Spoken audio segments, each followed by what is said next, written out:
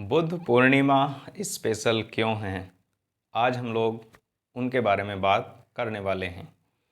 आज बुद्ध पूर्णिमा है। सभी को बुद्ध पूर्णिमा की हार्दिक बधाई, मंगल कामनाएं। किन के जन्म से रिलेटेड है, क्या है, क्यों इसको मनाया जाता है, उसके बारे में हम लोग बात करेंगे। और बुद्ध पूर्णिमा किससे रिलेटेड है और बौद्ध धर्म इसमें क्या भूमिका निभाता है, उसके बारे में हम लोग बात करेंगे। तो बौद्ध धर्म से रिलेटेड हमारी बुद्ध पूर्णिमा है। कौन है इसके संस्थापक, किसके जन्मदिन के उपलक्ष्य में मनाई जाती है बुद्ध पूर्णिमा, उनके बारे में हम लोग बात करेंगे। और संपूर्ण जीवन काल गौतम बुद्ध का है। क्यों हुआ इनका नाम सिद्धार्थ से गौतम बुद्ध, उसके बारे में हम लोग बात करेंगे। इनके पिता का नाम क्या है, इनका जन्म कहाँ पर हुआ, इनको ज्ञान की प्राप्ति कहाँ पर हुई, इनकी माता का नाम क्या है, उन सभी पहलुओं पर हम लोग बात करने वाले हैं। स्पेशल होने वाली है आज की क्लास बुद्ध गौतम बुद्ध से रिलेटेड या फिर बौद्ध धर्म से रिलेटेड। यदि हम लोग बात करते हैं बौद्ध धर्म की, तो बौद्ध धर्म किस से संबंधित है? बौद्ध धर्म है गौतम बुद्ध से संबंधित। बौद्ध धर्म किससे संबंधित है? गौतम बुद्ध। यदि हम लोग बौद्ध धर्म की संस्थापक की हम लोग बात करते हैं तो इनके संस्थापक कौन माने जाते हैं? गौतम बुद्ध माना जाता है, माने जाते हैं बौद्ध धर्म के संस्थापक। यदि हम लोग बात करते हैं गौतम बुद्ध पहले से ही बुद्ध थे या फिर इनके बचपन का नाम कोई और था, उन पहलुओं पर हम लोग बात करते हैं। यदि हम लोग बात करते हैं गौतम बुद्ध की, तो इनका जन्म कहाँ पर हुआ था, उसके बारे में हम लोग बात करते हैं। इनके जन्म के बारे में हम लोग बात करें तो इनका जन्म 563 ईसा पूर्व में हुआ था। 563 ईसा पूर्व की हम लोग बात करते हैं। कई बार ईसा पूर्व समझ नहीं आता है, क्योंकि इनकी मृत्यु की हम लोग बात करेंगे तो 483 ईसा पूर्व देखने के लिए मिलेगी। 483 ईसा पूर्व में इनकी मृत्यु देखने के लिए मिलेगी। जब आप लोग यहाँ पर देखोगे तो कहीं ना कहीं आपको ये देखने के लिए मिलेगा कि 563 से 483 क्यों हुआ। तो ईसा पूर्व हमेशा उल्टा चलता है। उल्टा चलने का मतलब है जो ईसा मसीह का जन्म हुआ था उससे ये पहले की बात है। जब ईसा मसीह का जन्म नहीं हुआ था तब तक इसको एक क्रमबद्ध रूप में उल्टा माना गया है, और उसके बाद ईसा मसीह का जन्म हो जाता है तो 1 ईस्वी 2 ईस्वी और आगे लगातार अब 2023 चल रहा है, तो वहाँ तक ये सीधा सीधा चलता है। तो अब हम लोग यहाँ पर बात करते हैं 563 ईसा पूर्व में। 563 ईसा पूर्व में और कहाँ पर हुआ था? लुम्बिनी ग्राम, लुम्बिनी ग्राम, लुम्बिनी ग्राम कपिलवस्तु या कपिलवस्तु लुम्बिनी ग्राम। और कौन सा स्थान है? रुम्मनदेई, रुम्मनदेई। यदि हम लोग बात करते हैं इनके पिता का नाम, इनके पिता का नाम यहाँ पर देखने के लिए मिलता है शुद्धोधन, जो साक्यगढ़ के प्रधान थे। जब हम लोग 16 महाजनपद पढ़ते हैं हिस्ट्री में ही, तो वहाँ पर गणों का प्रावधान देखने के लिए मिलता है, क्योंकि जो बौद्ध धर्म का अंगुत्तर निकाय है या फिर हम लोग बात करते हैं जैन धर्म में एक भगवती सूत्र है इनके ग्रंथों की, तो वहाँ पर 16 महाजनपदों का उल्लेख मिलता है उन ग्रंथों में, और 10 गणों का उल्लेख मिलता है। तो उस गण में जो एक शुद्धोधन थे वो शाक्य गण के प्रधान थे, जो गौतम बुद्ध के पिता थे। अब हम लोग यहाँ पर बात करते हैं इनकी माता की। इनकी माता का नाम माया देवी या फिर देखने के लिए मिलता है महामाया। उसके बाद यहाँ पर हम लोग बात करते हैं तो ये कहाँ की राजकुमारी थी या फिर कहाँ की थी इनकी माता? तो कोलिय गण की राजकुमारी थी। उसके बाद हम लोग बात करते हैं कि इनके जो बचपन का नाम था, इनके बचपन का नाम क्या था। इनके बचपन के नाम की हम लोग बात करें, इनके बचपन का नाम सिद्धार्थ देखने के लिए मिलता है, सिद्धार्थ। अब एक जब सिद्धार्थ माया देवी के गर्भ में थे तो आकाशवाणी हुई थी, तो वह देवताओं की आकाशवाणी हुई थी, ऐसा जनश्रुति देखने के लिए मिलती है, सुनने के लिए मिलती है कि जो आपके गर्भ में बच्चा है वो एक भारत का या विश्व का एक महान सन्यासी बनेगा। तो इससे ही इसको सोच करके इनकी माता का इनके जन्म के 6 दिन के बाद ही देहांत हो गया था। तो इनका लालन पालन इनकी माता ने नहीं किया, इनका पालन पोषण इनकी मौसी प्रजापति गौतमी के द्वारा किया गया था। तो इनकी माता की मृत्यु तो इनके जन्म के लगभग 6 दिन के बाद हो गई थी, और इनका जो पालन पोषण है वो इनकी जो मौसी थी उनके द्वारा किया गया था। तो हम लोग बात करते हैं इनका पालन पोषण। इनका पालन पोषण किसके द्वारा किया गया था? इनका पालन पोषण इनकी मौसी प्रजापति गौतमी के द्वारा, प्रजापति गौतमी के द्वारा किया गया था। अब ये इस प्रकार का यहाँ प्रावधान इनके लिए देखने को मिलता है कि इनका विवाह भी कम उम्र में ही कर दिया गया था, यानी 16 वर्ष की आयु में ही इनकी शादी कर दी गई थी। जिनसे इनकी शादी हुई थी उनका नाम देखने के लिए मिलता है यशोधरा। यशोधरा से इनकी शादी कर दी गई थी। शादी इसलिए जल्दी कर दी गई थी ताकि ये अपना जीवन भोग विलास में ही बिताते रहें, इनको संत या सन्यासी से कोई मतलब ना हो। तो इसलिए इनके पिता ने इनको भोग विलासिता में शुरुआती जीवन में रखा। कैसे इनके जीवन में परिवर्तन आया उसके बारे में हम लोग बात करेंगे। क्या घटनाएं थीं, कौन कौन सी घटनाओं को देखकर इनके दिमाग में परिवर्तन आया। तो अब हम लोग उसके बारे में तो बात करेंगे ही, लेकिन इनकी शादी के बारे में हम लोग बात करें। इनकी 16 वर्ष की आयु में ही 16 वर्ष की आयु में ही शादी कर दी गई थी, शादी कर दी गई। और यदि हम लोग बात करते हैं इनकी पत्नी का नाम क्या देखने के लिए मिलता है, तो इनकी पत्नी का नाम यशोधरा देखने के लिए मिलता है। इनकी पत्नी यशोधरा, और जिनके अन्य नाम भी देखने के लिए मिलते हैं, गोपा या बिंबा, जो अन्य नाम यशोधरा के लिए देखने के मिलते हैं। उसके बाद इनके पुत्र हुआ। इनके वो शादी के बाद इनको एक पुत्र हुआ। इनके पुत्र का नाम देखने के लिए मिलता है, इनके पुत्र का नाम क्या देखने के लिए मिलता है? राहुल इनके पुत्र का नाम देखने के लिए मिलता है।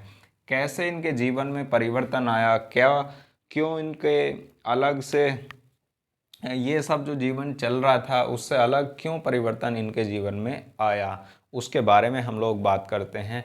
तो इनके जीवन में परिवर्तन ऐसे आया, एक बार सिद्धार्थ ने बाहर महल से बाहर घूमने की इच्छा प्रकट की, या फिर अपने जो सारथी था चन्ना या फिर छन्ना जो देखने के लिए मिलता है उनसे, यानी इन्होंने उनसे कहा कि महल के बाहर घूमने चलते हैं। तो सिद्धार्थ को इनके सारथी के द्वारा महल से बाहर ले जाया गया।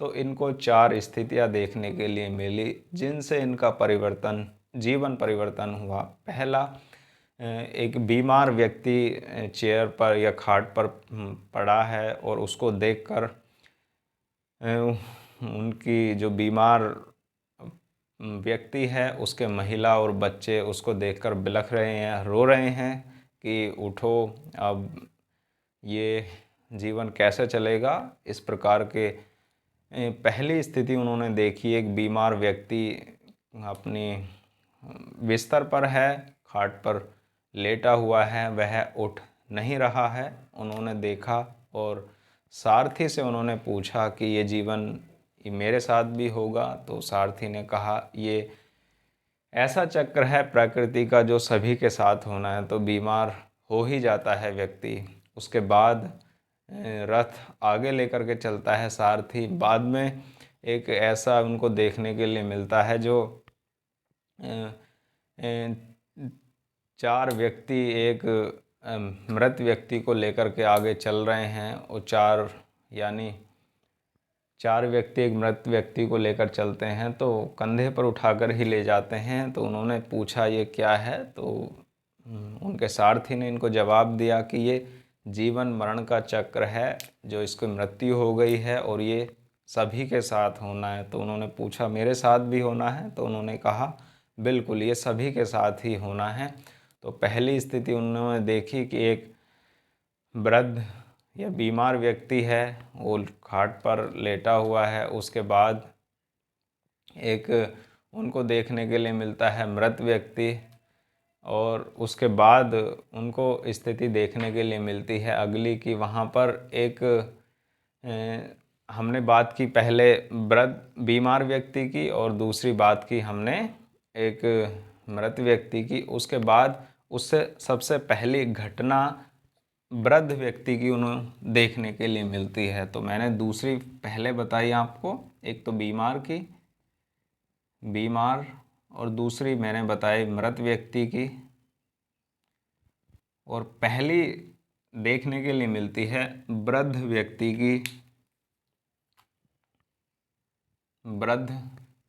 की, जो एक लाठी लेकर चल रहा है, जिससे चला नहीं जा रहा है और बार बार गिरता है, वो बार बार उठता है। पहली स्थिति देखने के लिए उनको मिली वृद्ध व्यक्ति की। वृद्ध व्यक्ति बार बार गिरता है, बार बार उठता है, एक लाठी के सहारे वो चल रहा है। उससे उनके दिमाग में एक अलग, उन्होंने पूछा सारथी से ये क्या है? तो उससे उन्होंने बताया ये ऐसा जीवन का चक्र है जो आना ही आना है, एक उम्र के बाद वृद्ध व्यक्ति होगा ही होगा। उसके बाद आगे चलते हैं, उनको बीमार व्यक्ति मिलता है जो मैंने आपको बताया है।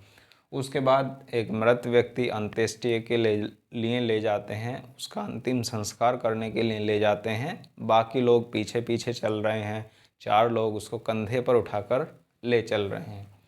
और उसके बाद अगली स्थिति जिससे इनके जीवन में परिवर्तन आया, वो देखने के लिए मिलती है कि एक सन्यासी है जिसको कोई मतलब नहीं है, वो अपने राग में ही विलीन है। उसको दुनियादारी से, संसार से कोई मतलब नहीं है। सबसे खुश इंसान वो व्यक्ति देखने के लिए मिलता है सिद्धार्थ को।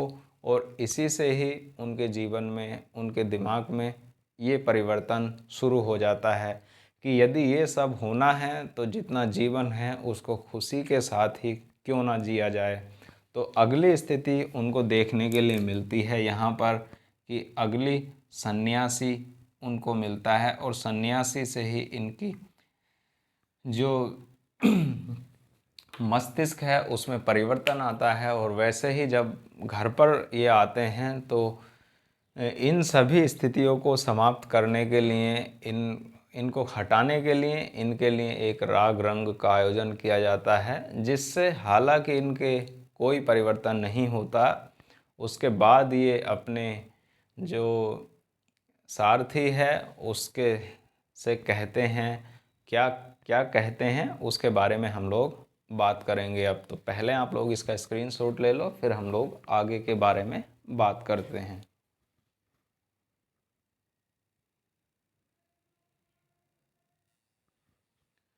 तो इन चारों स्थितियों को देखकर इनके मस्तिष्क में परिवर्तन आता है। कौन कौन सी स्थिति हैं? पहली है वृद्ध व्यक्ति। उसकी अगली स्थिति क्या देखने के लिए मिलती है? उससे बीमार व्यक्ति को देखते हैं। और बाद में देखने के लिए मिलता है एक मृत व्यक्ति अंत्येष्टि के लिए ले जाते हुए। और जो सबसे आखिरी है जिससे इनके दिमाग में एक परिवर्तन आता है वह है एक सन्यासी को देखकर आता है। और सन्यासी जब ये सन्यासी अपने महल में आते हैं तो उसके बाद से ही इनके मस्तिष्क में तो परिवर्तन आ चुका था। इनको कुछ भी समझाया जाए तो वो तो संबंधित नहीं था। इनके दिमाग में केवल चल रहा था कि जीवन हो तो सन्यासी जैसा। उसके बाद ये अपनी पत्नी को और अपने पुत्र को देखते हैं और उसके बाद ये अपने महल से चले जाते हैं, निकल जाते हैं और अपने सारथी को लेकर के जाते हैं और उनसे कहते हैं कि चलो चलिए। तो फिर रात में ही ये निकलते हैं ताकि सभी लोग सोए हुए होते हैं, उसमें किसी को पता नहीं रहता है। उसमें केवल अपने सारथी को ये लेकर के जाते हैं और जहाँ पर ये जाते हैं वहाँ से सारथी से बोलते हैं कि अब वापस चले जाइए। तो फिर वो पूछते हैं कि आप कहाँ जाओगे, कैसे रहोगे। तो इन सब के बारे में फिर वो कहेंगे कि मैं ज्ञान की प्राप्ति के लिए जा रहा हूँ, तो मुझे संसार में ज्ञान की प्राप्ति करनी है। तो वहाँ से ये सारथी इनको छोड़ देते हैं और ये ऐसे देखने के लिए मिलता है कि सिद्धार्थ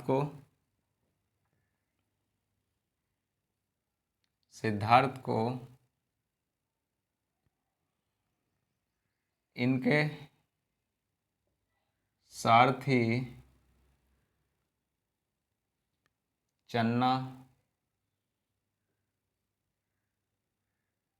या कहीं कहीं छंदक देखने के लिए मिलता है। सिद्धार्थ को इनके सारथी या चन्ना के द्वारा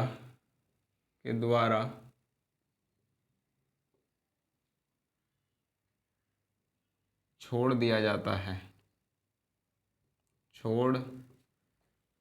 जाता है, यानी इनको छोड़ करके महल में वापस आ जाते हैं और ये आगे जाते हैं सिद्धार्थ। और उसके बाद से सबसे पहले इनको ज्ञान की प्राप्ति के लिए इनके प्रथम गुरु देखने के लिए मिलते हैं जो सांख्य दर्शन के हैं।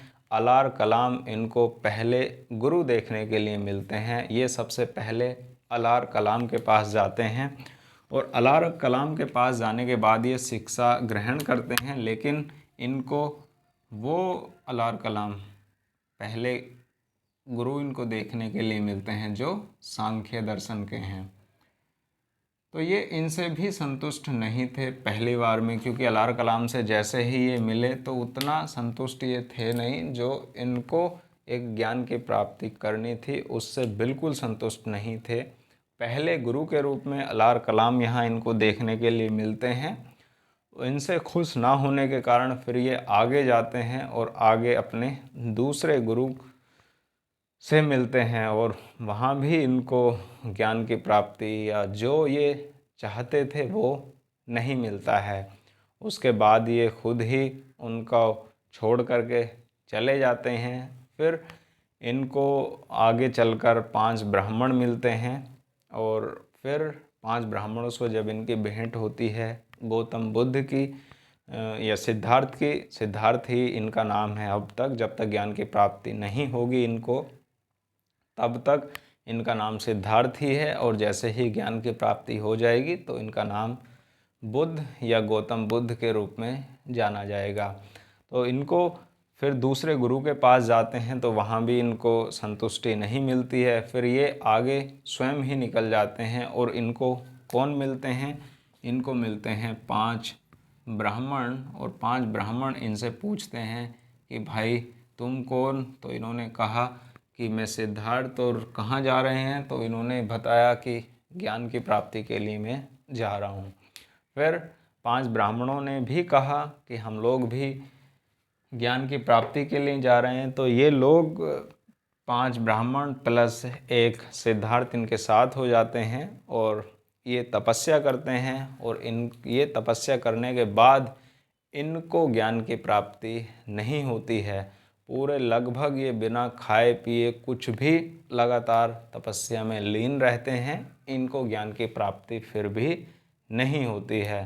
फिर यहीं से जब इनका शरीर जर्जर हो जाता है, एकदम इनके शरीर में कुछ नहीं रहता, तो एक यहाँ से ऐसा मिलता है उल्लेख कि इन्होंने अपनी जो तपस्या भंग की, एक सुजाता जो शूद्र महिला के रूप में देखने के लिए मिलती है, उनके द्वारा दी गई खीर से ये अपनी तपस्या भंग करते हैं। और यहीं से ही ऐसा उल्लेख यहाँ पर देखने के लिए मिलता है कि जो ये 5 ब्राह्मण थे प्लस एक इनके साथ सिद्धार्थ, तो ये उस महिला की जो सुजाता, यहाँ उस महिला का नाम देखने के लिए मिलता है, उसकी खीर को खा लेते हैं ताकि इनके शरीर में कुछ एनर्जी हो, ऊर्जा मिले इनके शरीर को। तो ब्राह्मण ये बोलते हैं कि ये तो पाखंडी है, इसको ज्ञान की प्राप्ति नहीं होगी क्योंकि इसने एक शूद्र महिला की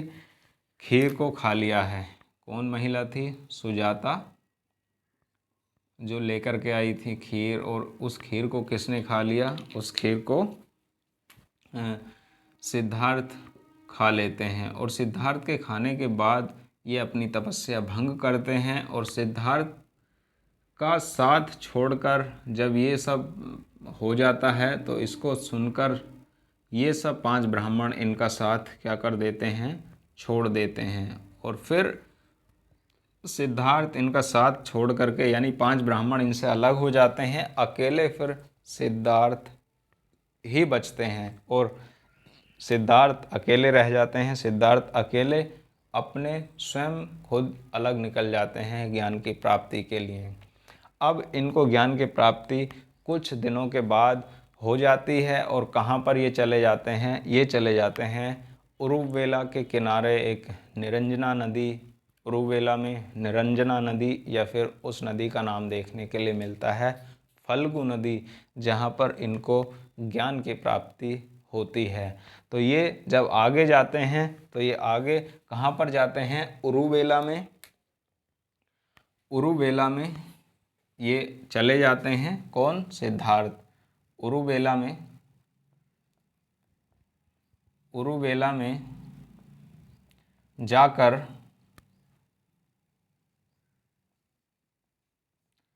निरंजना, या कहीं नाम देखने के लिए मिलता है फल्गु, निरंजना या फल्गु नदी के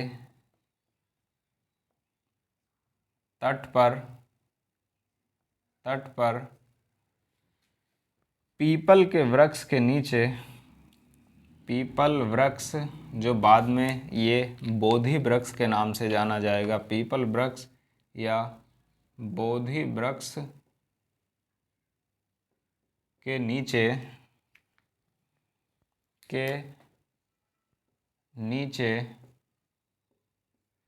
35 वर्ष की आयु में, 35 वर्ष की आयु में इनको ज्ञान की प्राप्ति होती है। इनको ज्ञान की प्राप्ति होती है।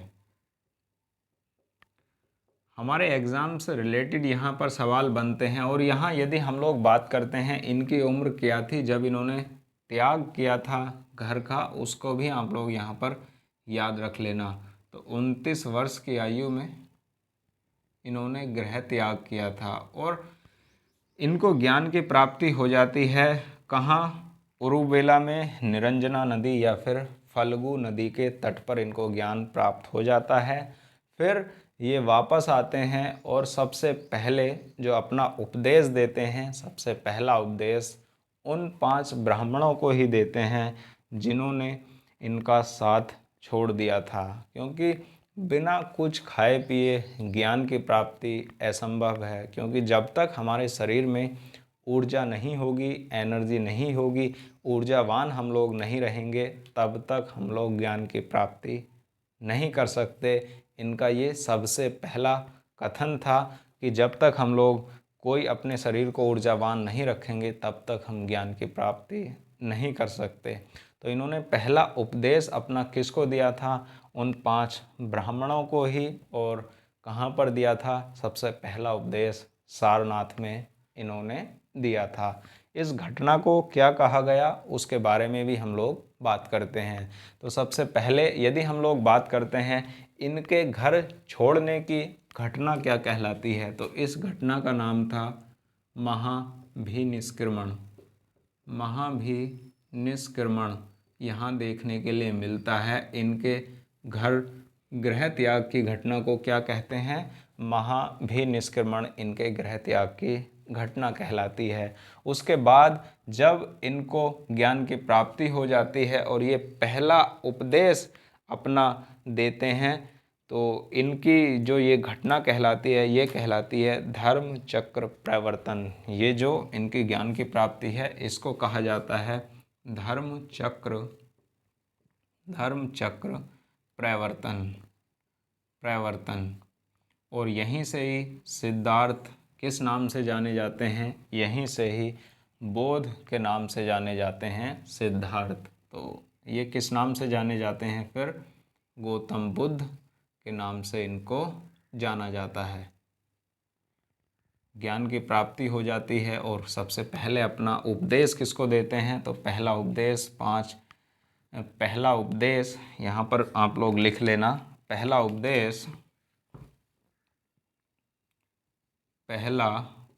उपदेश किसको देते हैं?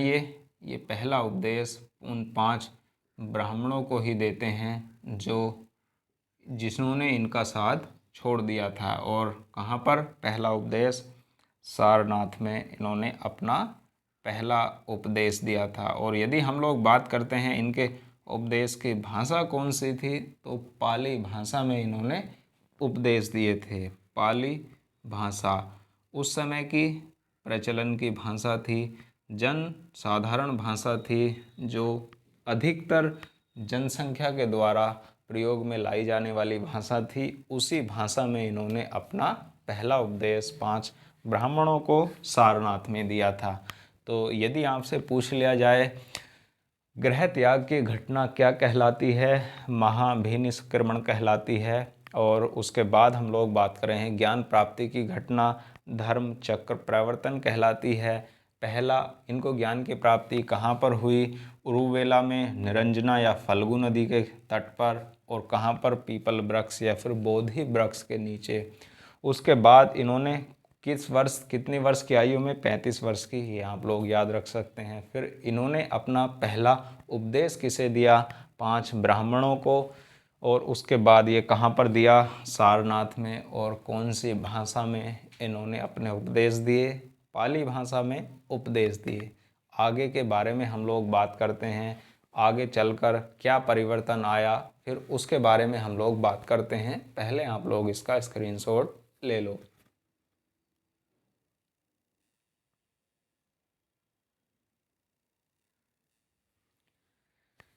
इनको ज्ञान की प्राप्ति हो जाती है निरंजना या फिर फल्गु नदी के किनारे। पहला उपदेश अपना किसको देते हैं? 5 ब्राह्मणों को देते हैं। कभी कभी इनके नाम पूछ लेता है ब्राह्मणों के, तो उनके नाम आप लोग यहाँ पर लिख सकते हैं। जो 5 ब्राह्मण थे, 5 ब्राह्मण, उनके नाम हैं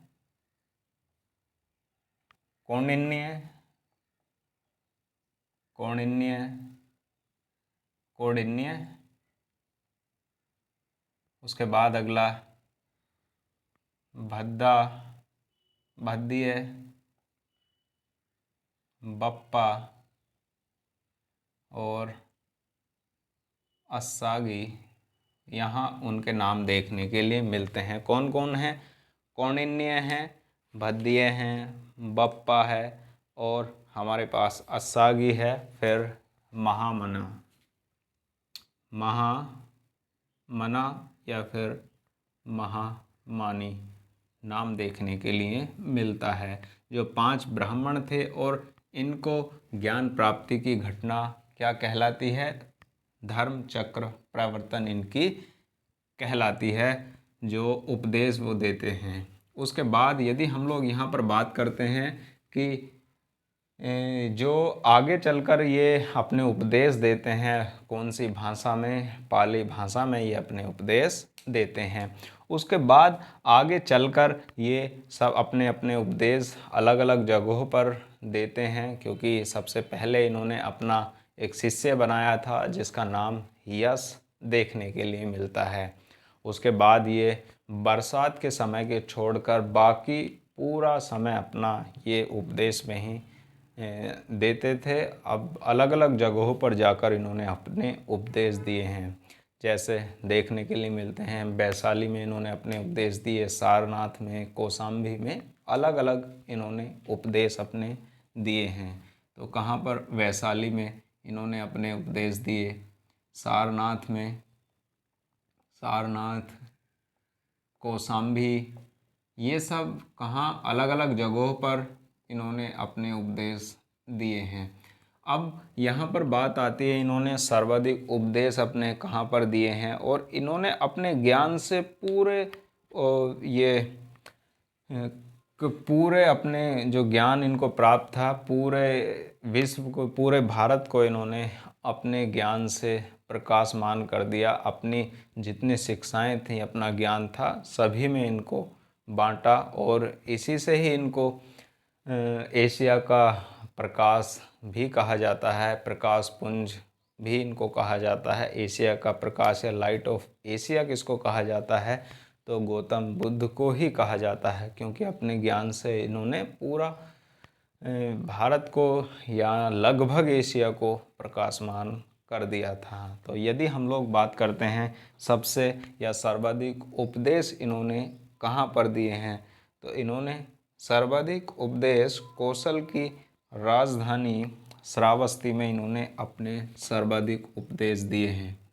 यहाँ पर श्रावस्ती भी आप लोग लिख सकते हैं, श्रावस्ती, लगभग सभी स्थानों पर इन्होंने अपने उपदेश दिए हैं। तो सर्वाधिक उपदेशों की हम लोग बात करते हैं। सर्वाधिक उपदेश कहाँ पर दिए हैं? कौशल की राजधानी, कौशल की राजधानी, दो राजधानी अलग अलग देखने के लिए मिलती हैं, वहाँ बदली थी बाद में, लेकिन कौशल की उस समय राजधानी क्या थी? श्रावस्ती। अयोध्या भी देखने के लिए मिलती है, लेकिन यहाँ कौशल की राजधानी श्रावस्ती में इन्होंने अपने सर्वाधिक उपदेश दिए हैं। और इनकी भाषा कौन सी थी? इनकी भाषा की हम लोग बात करें, इनकी भाषा पाली भाषा थी। अब यहाँ पर देखने के लिए मिलता है कि इन्होंने जो भी अपने संघ बनाया था, उसमें क्या क्या, कैसे कैसे दीक्षित होने की घटना या फिर शामिल होने की घटना, या कौन शामिल हो सकता था इनके संघ में, क्योंकि कोई भी एक व्यक्ति हो, वो अपने व्यक्तियों के लिए अपने जो अलग उसमें शामिल होंगे अन्य लोग, तो उनके लिए एक संघ बनाएगा ही। तो ऐसे ही गौतम बुद्ध के द्वारा एक संघ बनाया गया, जिसमें अलग अलग स्थितियां रखी गई थीं कि इसमें ये व्यक्ति नहीं शामिल होगा, इसमें ये नहीं शामिल होगा। तो उनके बारे में हम लोग बात करें, इन्होंने कहा था बौद्ध धर्म में, बौद्ध संघ में बीमार व्यक्ति शामिल नहीं होगा, जो दास है वो शामिल नहीं होगा, जो ऋणी है वो इसमें शामिल नहीं होगा, जो चोर है वो इसमें शामिल नहीं होगा। इस प्रकार से इन्होंने अपने यहाँ संघ में शामिल होने की शर्तें रखी। वृद्ध शामिल जो छोटे बच्चे होंगे वो इसमें शामिल नहीं होंगे, बीमार व्यक्ति इसमें शामिल नहीं होगा, राजा का दास है वो इसमें शामिल नहीं होगा, जो ऋणी है वो इसमें शामिल नहीं होगा, जो चोर है वो बौद्ध संघ में शामिल नहीं होगा। इस प्रकार की इन्होंने शर्तें रखी बौद्ध धर्म में शामिल होने की। और बौद्ध धर्म में या बौद्ध संघ में दीक्षित होने की जो घटना कहलाती थी या स्थिति कहलाती थी, उसको हम लोग उपसंपदा के नाम से जानते हैं। तो बौद्ध संघ में दीक्षित होने की घटना उपसंपदा कहलाती थी। तो ये जो मैंने आपको नाम बताए हैं, ये इसमें शामिल नहीं हो सकते थे। ये गौतम बुद्ध के द्वारा ही कहे गए कथन ऐसे देखने के लिए मिलते हैं। और बौद्ध धर्म में दीक्षित बौद्ध संघ में शामिल होने की घटना उपसंपदा कहलाती थी। और जो महिलाएं हैं, महिलाओं के लिए भी बौद्ध संघ में प्रवेश नहीं था। हालांकि इनके प्रधान शिष्य देखने के लिए मिलते हैं जो महिलाओं के प्रवेश की अनुमति गौतम बुद्ध से कराते हैं। वो कौन से शिष्य हैं जो गौतम बुद्ध के मुख्य शिष्य के रूप में देखने के लिए मिलते हैं, जिनके कहने पर गौतम बुद्ध महिलाओं का प्रवेश बौद्ध संघ में करते हैं। तो इनके प्रधान शिष्य यानी गौतम बुद्ध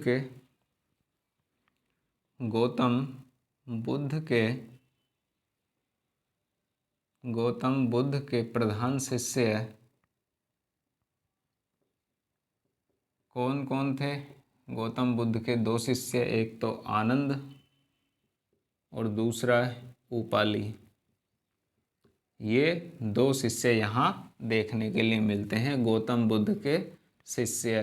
तो यहाँ पर क्या क्या स्थिति थी, पहले हम लोग स्थितियों की बात करते हैं बौद्ध संघ में शामिल होने की। तो बौद्ध संघ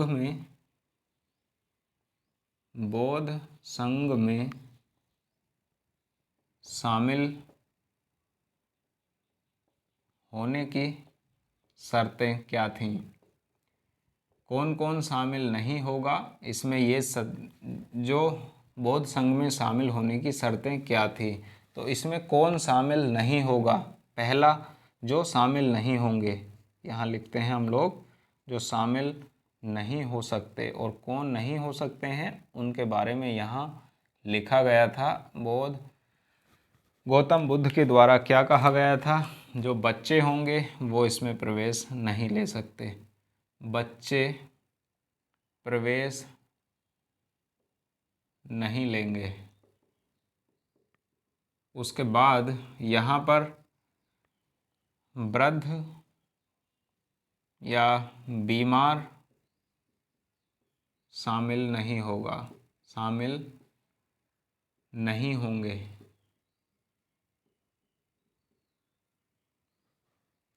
यहाँ पर राजा का दास इसमें शामिल नहीं होगा। जो व्यक्ति ऋणी हैं वो इसमें शामिल नहीं होगा। उसके बाद यहाँ देखने के लिए मिलता है जो चोर है वो इसमें शामिल नहीं होगा, और महिलाओं का प्रवेश भी नहीं था, महिलाओं का प्रवेश वर्जित था, प्रवेश नहीं था।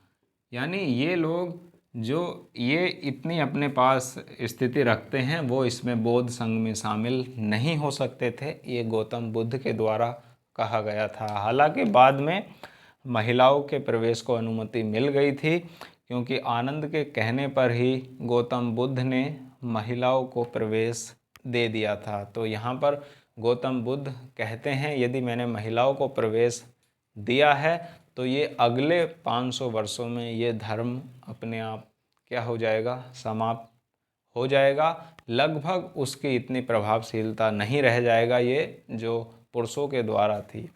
हालांकि बाद में अलग अलग स्थिति यहाँ देखने के लिए मिलती हैं, जिनकी शादी हुई है यानी जो गृहस्थ जीवन जीकर अपना बौद्ध धर्म में शामिल होते हैं उनको अलग कहा गया है, और जो आजीवन विवाह नहीं करते हैं उनके लिए अलग कहा गया है, यानी उनको भिक्षुक कहा गया है। और जो अपना गृहस्थ जीवन जीकर बौद्ध धर्म में शिक्षाओं को ग्रहण करते हैं, बौद्ध धर्म का प्रचार प्रसार करते हैं, तो उनको उपासक कहा गया है। तो यहाँ पर हम लोग बात करते हैं सबसे पहले किसको प्रवेश दिया गया उनके बारे में हम लोग बात करेंगे। तो पहले यानी महिलाओं में सबसे पहले किसको बौद्ध संघ में प्रवेश दिया गया उनके बारे में हम लोग बात करेंगे। तो पहले आप लोग इसका स्क्रीनशॉट ले लो।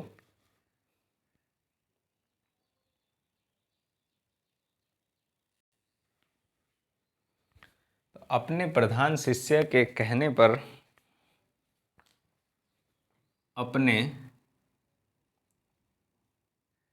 प्रधान शिष्य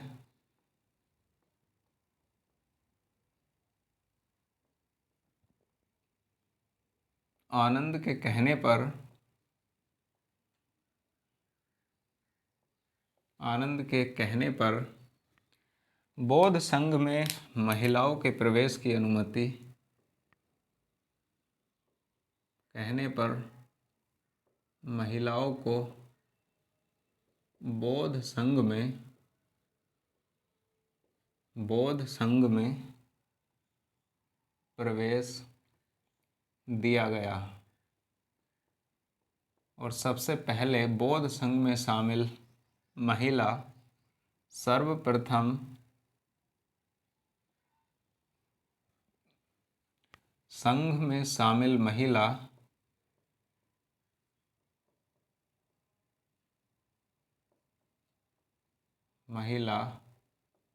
कौन थी? तो इनकी मौसी, जिन्होंने इनका पालन पोषण किया था, प्रजापति गौतमी, जो बौद्ध संघ में शामिल महिला थीं। उसके बाद यहाँ पर अलग अलग आम्रपाली हैं, जो आम्रपाली उस समय नगर बधू के नाम से जानी जाती है। सबसे खूबसूरत महिला भी गौतम बुद्ध के बौद्ध संघ में शामिल हुई। तो आम्रपाली को भी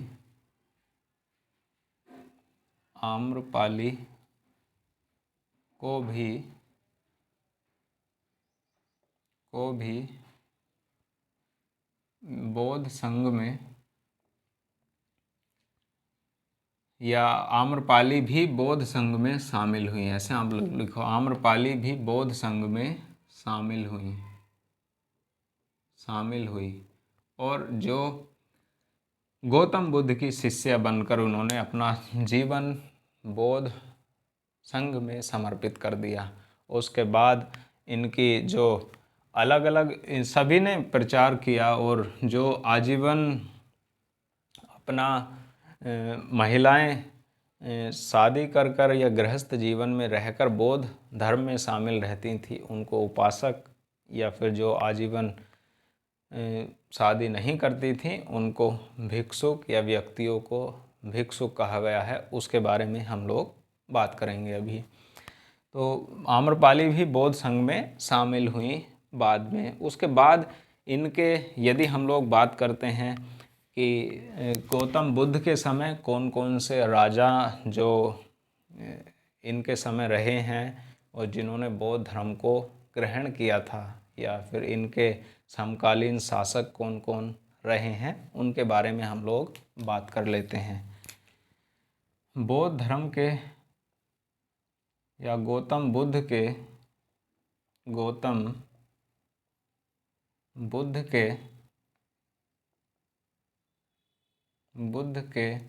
समकालीन शासक जो देखने के लिए मिलते हैं, और मगध पर उनका शासन था, जिसमें हर्यक वंश का एक शासक था बिंबिसार। दूसरे शासक यहाँ पर देखने के लिए मिलते हैं प्रसेनजीत, जो बौद्ध धर्म के अनुयायी के रूप में यहाँ देखने के लिए मिलते हैं। उसके बाद उदयन, जो इनके समकालीन शासक थे, यानी गौतम बुद्ध के समकालीन शासन बिंबिसार देखने के लिए मिलते हैं, प्रसेनजीत है और उदयन है। उसके बाद ऐसे ही अपना लगभग जीवन गौतम बुद्ध बरसात को छोड़ करके बाकी अपना सारा का सारा जीवन बौद्ध धर्म की शिक्षाओं में, बौद्ध धर्म के प्रचार में ही लगा देते हैं। अंत में आकर के इनको कुशीनगर में, कुशीनारा जिसको कुशीनगर में इनकी मृत्यु हो जाती है, उस घटना को महापरिनिर्वाण दिवस के रूप में मनाया जाता है। और महापरिनिर्वाण का अर्थ होता है जीवन का जो चक्र है, जीवन मरण का जो चक्र है, उससे मुक्ति हो जाना। यहाँ पर ये प्रावधान मिलता है देखने के लिए। यानी गौतम बुद्ध को जो आखिर बार एक ऐसा मिलता है कि अंत में वो एक लोहार के घर सूअर के मांस का भक्षण करते हैं, सूअर के मांस को खाते हैं, ऐसा प्रावधान देखने के लिए मिलता है कि उसके बाद इनकी मृत्यु हो जाती है। तो इस घटना को 483 ईसा पूर्व में इस घटना इनकी मृत्यु होती है और उस घटना को महापरिनिर्वाण दिवस के रूप में मनाया जाता है। और महापरिनिर्वाण का मतलब होता है जो जीवन मरण का चक्र है उसके मुक्ति मिल जाना, और जिसे कहते हैं जो ज्ञान का दीपक है वो बुझ जाना, महापरिनिर्वाण दिवस का अर्थ कहलाता है। तो ये क्या मिलता है इनकी सबसे अंत में, क्या करते हैं ये, एक लोहार के घर मांस का भक्षण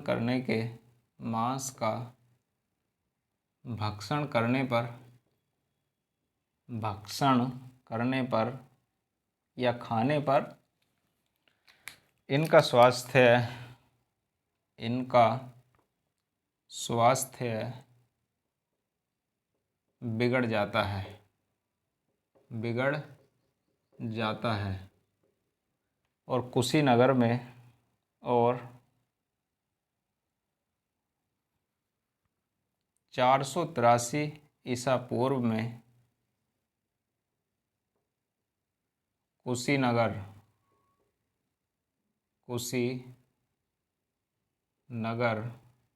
या कुशीनारा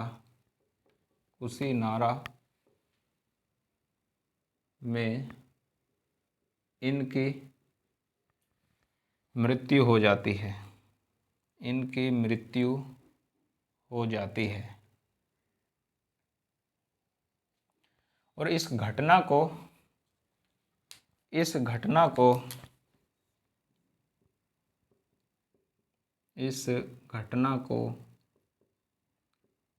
महापरिनिर्वाण के रूप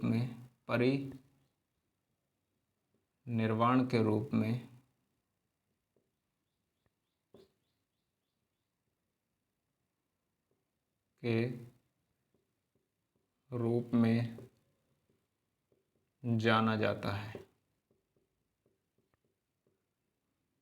और अंत में ज्ञान का दीपक बुझ जाता है और इनको महापरिनिर्वाण की प्राप्ति हो जाती है, जीवन मरण से मुक्ति ऐसा मिलता है, प्रावधान हो जाती है। तो ये 483 ईसा पूर्व में कुशीनगर में इनकी क्या हो जाती है, मृत्यु, और जिस घटना को महापरिनिर्वाण के रूप में जाना जाता है। उसके बाद बौद्ध संगीतियाँ हुई थीं, अलग अलग राजाओं के द्वारा कराई गई थीं। उसके बारे में हम लोग बात करें तो 4 बौद्ध संगीतियाँ हुई थीं। सबसे पहले की हम लोग बात करें 483 ईसा पूर्व में ही पहली बौद्ध संगीति का आयोजन किया गया था। और यदि हम लोग बात करते हैं तो कहाँ पर हुई थी, राजगृह में पहली बौद्ध संगीति का आयोजन किया गया था। और यदि हम लोग राजा की बात करते हैं, ऐसे ही नाम मैं उनके बता देता हूँ कब कब हुई, उसके बारे में आप लोग लिख भी सकते हैं इनको। पहली राजगृह में 483 ईसा पूर्व में अजातशत्रु के समय हुई थी। उसके बाद हम लोग यदि हम लोग बात करते हैं फिर दूसरी लगभग 100 साल के बाद बौद्ध संगीति का आयोजन किया गया था। कब? बौद्ध संगीति का आयोजन इसके 100 साल बाद किया गया था, जिसमें 383 ईसा पूर्व में यदि हम लोग बात करते हैं कहाँ पर हुई थी, तो वैशाली में दूसरी बौद्ध संगीति का आयोजन किया गया था। और यदि हम लोग बात करते हैं उस समय शासक कौन था, कालाशोक के समय ये बौद्ध संगीति का आयोजन किया गया था। उसके बाद तीसरी बौद्ध संगीति की हम लोग बात करते हैं तो 250 या 251 ईसा पूर्व में वो तीसरी बौद्ध संगीति देखने के लिए मिलती है। तो पहली बौद्ध संगीति कहाँ पर हुई थी? पहली बौद्ध संगीति राजगृह में है, दूसरी वैशाली में, और तीसरी की हम लोग बात करते हैं तो तीसरी हमें देखने के लिए मिलती है राजगृह, वैशाली। और तीसरी की यदि हम लोग नाम की बात करते हैं तो तीसरा नाम हमें देखने के लिए मिलता है पाटलिपुत्र। तीसरी राजधानी कहाँ, तीसरी बौद्ध संगीति कहाँ पर देखने के लिए मिलती है? पाटलिपुत्र में। और यदि हम लोग बात करते हैं शासक की, तो उस समय शासक कौन था? अशोक के शासनकाल में तीसरी बौद्ध संगीति का आयोजन किया गया था। उसके बाद चौथी बौद्ध संगीति का आयोजन होता है ईसा की प्रथम शताब्दी में, यानी जब ईसा मसीह का जन्म हो जाता है उस समय बौद्ध संगीति, चौथी बौद्ध संगीति का आयोजन किया गया था। कुंडलवन कश्मीर में उसका आयोजन किया गया था। और यदि हम लोग बात करते हैं तो किसके शासनकाल में हुई थी? कनिष्क के शासनकाल में इनको आयोजित किया गया था। तो ये 4 बौद्ध संगीति देखने के लिए मिलते हैं। पहली राजगृह में, दूसरी वैशाली में, तीसरी पाटलिपुत्र में और चौथी कुंडलवन कश्मीर में देखने के लिए मिलती है। और शासक की हम लोग बात करते हैं तो अजातशत्रु के शासनकाल में, कालाशोक के शासनकाल में, अशोक के शासनकाल में और हमारी कनिष्क के शासनकाल में देखने के लिए मिलती है। और पहली बौद्ध संगीति 483 में, दूसरी 383 में और तीसरी 250 या 251 ईसा पूर्व में देखने के लिए मिलती है। और चौथी बौद्ध संगीति ईसा की प्रथम शताब्दी में देखने के लिए मिलती है। अब हमारे पास इनकी जो अलग अलग घटनाएं हैं, जैसे हम लोग बात करते हैं बौद्ध धर्म में जो बुद्ध की पूर्व जन्म की घटनाएं जातक कथाएं में संकलित की गई हैं, जिसको आनंद के द्वारा लिखा गया है, जातक कथाओं में देखने के लिए मिलती हैं। गौतम बुद्ध की पूर्व जन्म की घटनाएं। यदि हम लोग बात करते हैं इनके त्रिपिटक की, तो गौतम बुद्ध के या बौद्ध धर्म के त्रिपिटक देखने के लिए मिलते हैं। सुत्त पिटक, विनय पिटक और अभिधम्म पिटक, ऐसा प्रावधानियाँ देखने के लिए मिलता है। हालांकि इनको मैं आपके लिए लिखवा भी देता हूँ, स्क्रीनशॉट आप लोग इसका ले लो, फिर हम लोग उसके बारे में बात कर लेंगे कि हमारे क्या क्या कहलाती हैं। और हमारे पास उसके बाद ये प्रावधान देखने के लिए मिलता है कि ये त्रिपिटक के बाद ये त्रिरत्न कौन कौन से हैं और अलग अलग इनके जीवन की जो घटनाएं हैं, जीवन की घटनाएं कैसे, जैसे हम लोग बात करते हैं इनके जन्म का प्रतीक क्या है, इनको ज्ञान की प्राप्ति का प्रतीक क्या है, इनकी जब मृत्यु हुई थी इनकी उसका प्रतीक क्या है, उसको भी हम लोग लिख लेंगे। तो यदि हम लोग बात करते हैं बौद्ध धर्म के त्रिपिटक कौन कौन से हैं, बौद्ध धर्म के त्रिपिटक कौन कौन से देखने के लिए मिलते हैं। बौद्ध धर्म के त्रिपिटक देखने के लिए मिलता है सबसे पहले सुत्त पिटक, और उसके बाद हम लोग बात करते हैं विनय पिटक, और उसके बाद हम लोग बात करते हैं अभिधम्म पिटक। और यदि हम लोग बात करते हैं कितनी संगीतियाँ हुई हैं, बौद्ध धर्म की कितनी संगीतियाँ हुई हैं, उसको भी आप लोग यहाँ पर लिख लो। बौद्ध धर्म की संगीतियाँ कितनी हुई हैं? 4 बौद्ध संगीतियाँ हुई हैं, 4 संगीतियाँ। और कौन कौन सी हैं उनके नाम मैंने आपको बोल ही दिए हैं, वीडियो वापस करके आप लोग उनको लिख सकते हैं। यदि हम लोग बात करते हैं बौद्ध धर्म के त्रिरत्नों की, बौद्ध धर्म के त्रिरत्न कौन कौन से हैं? त्रिरत्न, तो बौद्ध धर्म के त्रिरत्न देखने के लिए मिलते हैं बुद्ध,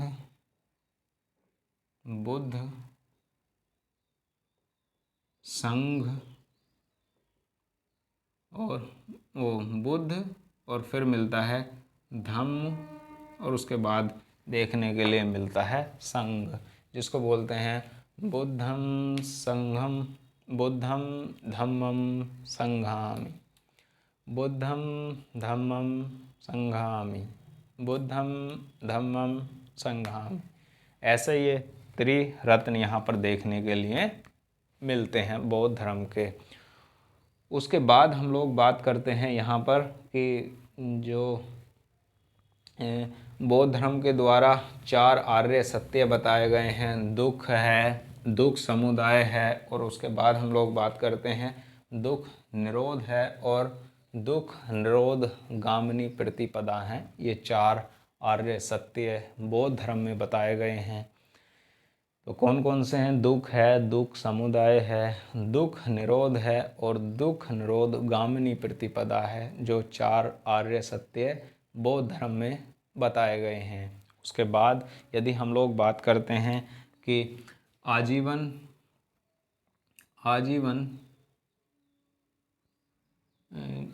जो विवाह नहीं करते हैं, आजीवन अविवाहित रहने वाले,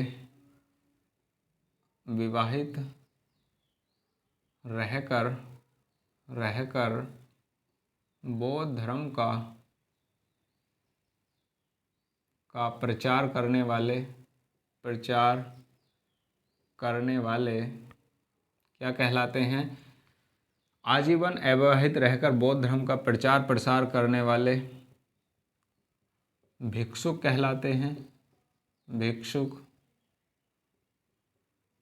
और महिलाओं को भिक्षुणी कहलाती थी और पुरुष भिक्षुक। तो ये भिक्षुक कहलाते हैं। और जो गृहस्थ जीवन जीकर बौद्ध धर्म का प्रचार करते थे, यानी गृहस्थ जीवन में रहकर बौद्ध धर्म का प्रचार प्रसार करने वाले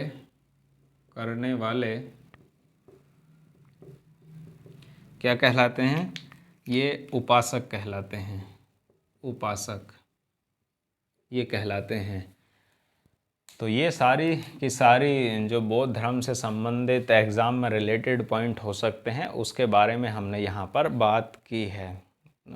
और जो सारी की सारी घटनाएं हुई हैं, जैसे इनका जन्म, यदि हम गौतम बुद्ध के जन्म की बात करते हैं तो गौतम बुद्ध का जन्म बुद्ध पूर्णिमा को ही हुआ था, जो आज है। और उसके बाद हम लोग बात करते हैं इनको ज्ञान की प्राप्ति भी कब हुई थी? बुद्ध पूर्णिमा को ही प्राप्ति हुई थी इनको ज्ञान की। और तीसरी की हम लोग बात करते हैं, इनको महापरिनिर्वाण भी प्राप्त कब हुआ था? बुद्ध पूर्णिमा की हुई इनको प्राप्त हुआ था। यदि हम लोग बात करते हैं तो बुद्ध पूर्णिमा की ये कौन सी जयंती है जिसको हम लोग देखते हैं? ये बुद्ध की 2585 जयंती है। बुद्ध का जन्म आज से 2585 वर्ष पहले हुआ था। और ये सारी घटनाएं कब हुई थी? बैसाख पूर्णिमा को या फिर बुद्ध पूर्णिमा को देखने के लिए मिलती हैं। अब इनकी जो अलग अलग घटनाएं हैं, जन्म के रूप में क्या प्रतीक चिन्ह देखने के लिए मिलता है, गृह त्याग के लिए क्या प्रतीक चिन्ह देखने के लिए मिलता है, उनके बारे में हम लोग बात करते हैं। इसका आप लोग स्क्रीनशॉट ले लो, वही हमारा लास्ट पॉइंट होगा।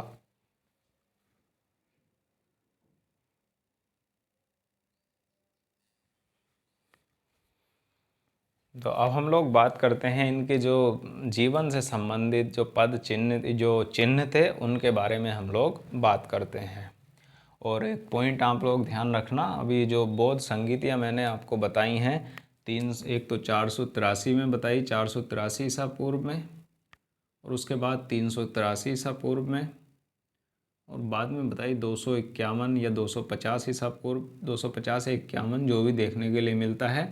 उसके बाद जो पहली ईस्वी है तो ईसा की प्रथम शताब्दी कहने का मतलब है शताब्दी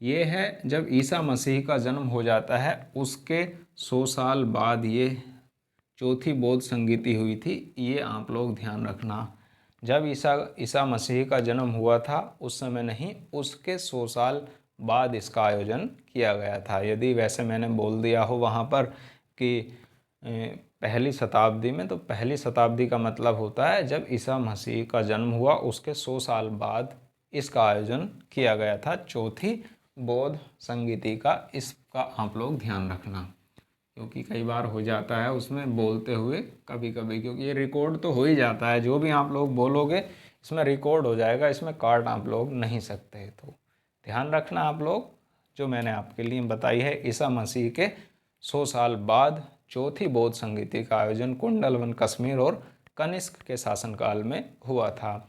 अब हम लोग बात करते हैं किसके बारे में, जो बुद्ध के जीवन से संबंधित प्रतीक हैं। बुद्ध के जीवन से संबंधित प्रतीक, बुद्ध के जीवन संबंधित प्रतीक कौन कौन से हैं। यदि हम लोग बात करते हैं गर्भ में जिस समय ये थे, उस प्रतीक को हम लोग क्या कहते हैं, तो गर्भस्थ होना, या घटना की हम लोग बात करें, घटना कौन कौन सी हैं। पहली घटना है जब ये गर्भ में थे, तो उसको हम लोग बोलेंगे गर्भस्थ होना। और इस घटना को क्या नाम है, इसका प्रतीक चिन्ह की हम लोग बात करें, वो प्रतीक चिन्ह क्या है, हाथी के रूप में यहाँ देखने के लिए मिलता है। उसके बाद यदि हम लोग जन्म के बारे में बात करते हैं, इनके जन्म के समय का, तो जन्म के समय की बात हम लोग करते हैं, कमल या फिर सांड यहाँ इनका प्रतीक चिन्ह है जन्म का। उसके बाद हम लोग यहाँ पर बात करते हैं इनके गृह त्याग की घटना क्या कहलाती है। इनके गृह त्याग की घटना, इनके गृह त्याग का प्रतीक चिन्ह क्या है, घोड़ा है। इस बात को आप लोग याद रखना। उसके बाद इनको ज्ञान प्राप्ति की घटना क्या कहलाती है, या प्रतीक चिन्ह क्या है, क्या है, ज्ञान प्राप्ति। ज्ञान प्राप्ति का प्रतीक चिन्ह क्या है, पीपल या बोधि वृक्ष। और बोधि वृक्ष कहाँ पर है, गया, बोध गया बिहार में है। वो जन्म स्थान बाद में ज्ञान की प्राप्ति के बाद बोध गया के नाम से जाना गया, जहाँ इनको ज्ञान की प्राप्ति हुई। और कहाँ पर देखने के लिए मिलता है, वो बिहार में स्थान है। उसके बाद यदि हम लोग बात करते हैं इनको निर्वाण के लिए प्रतीक चिन्ह क्या है, निर्वाण का प्रतीक चिन्ह है पद चिन्ह। और उसके बाद हम लोग यहाँ पर बात करते हैं महापरिनिर्वाण का। तो महापरिनिर्वाण का प्रतीक चिन्ह हमारे पास क्या है, उसके बारे में हम लोग यहाँ पर बात करें तो जो स्तूप देखने के लिए मिलते हैं वो क्या हैं, वो सब गौतम बुद्ध के महापरिनिर्वाण के प्रतीक चिन्ह हैं। ये प्रतीक चिन्ह यहाँ पर इनके जीवन से संबंधित देखने के लिए मिलते हैं।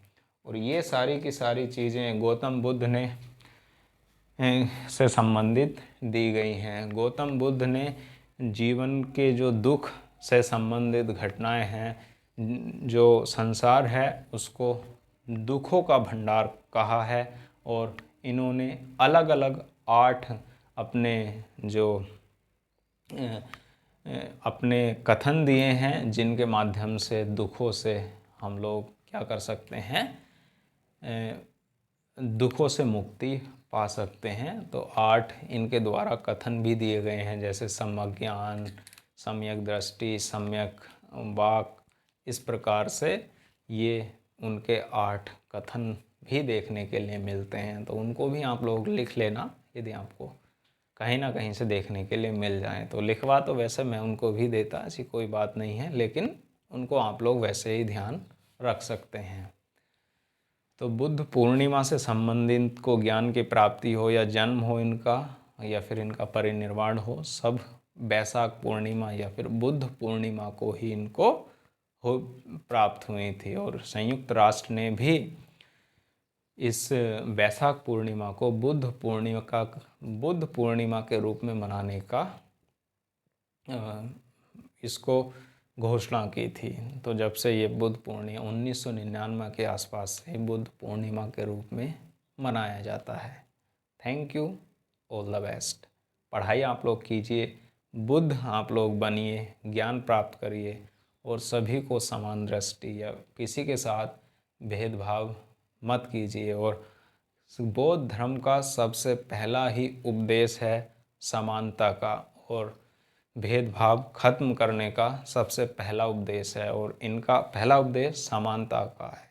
और आप भी इक्वलिटी लाइए और जो आर्टिकल 14 में देखने के लिए मिलती है, 14 to 18, 14 से 18 में जो निचले वर्ग हैं उनको मुख्य धारा में लाने के लिए विशेष प्रावधान भी किए गए हैं।